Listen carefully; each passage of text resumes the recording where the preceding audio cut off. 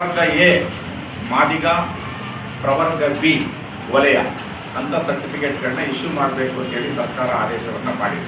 T Narasipura ತಾಲೂಕಲ್ಲಿ ಇವತ್ತು ಈ ಸರ್ಟಿಫಿಕೇಟ್ಗಳನ್ನ ಕೊಡ್ಲಿಕ್ಕೆ ತುಂಬಾ ತೊಂದರೆಯನ್ನ ಕೊಡ್ತಾ ಇದ್ದಾರೆ. ಯಾರು ವಿಎಗಳು, ಆರ್ಐಗಳು ಬಹಳ ಹಿಂಸೆಯನ್ನ ಕೊಡ್ತಾ ಇದ್ದಾರೆ.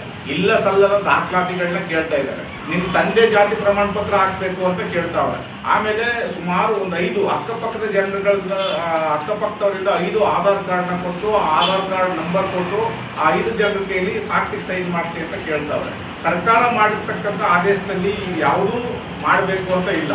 ಸರ್ಕಾರ ತುಂಬಾ ಪರ್ಟಿಕ್ಯುಲರ್ ಆಗಿ ಹೇಳಿರ್ತಕ್ಕಂಥದ್ದು ಏನು ಅಂತಂದ್ರೆ, ಅವನು ಆದಿ ಕರ್ನಾಟಕ, ಆದಿ ದ್ರಾವಿಡ, ಆದಿ ಆಂಧ್ರ ಅಂತ ಸರ್ಟಿಫಿಕೇಟ್ ಹೊಂದಿದ್ದಂಥ ಪಕ್ಷದಲ್ಲಿ ಯಾವ ಉಪಜಾತಿಗೆ ಸೇರ್ತಾರೆ ಅನ್ನೋದ್ರ ಮೇಲೆ ಒಂದು ಅಫಿಡವಿಟ್ ನ ತಕೊಂಡು ಅವನಿಗೆ ಜಾತಿ ದೃಢೀಕರಣ ಪತ್ರವನ್ನ ಕೊಡಬೇಕು ಅಂತ ಹೇಳಿ ಸರ್ಕಾರ ಆದೇಶವನ್ನ ಮಾಡಿದೆ.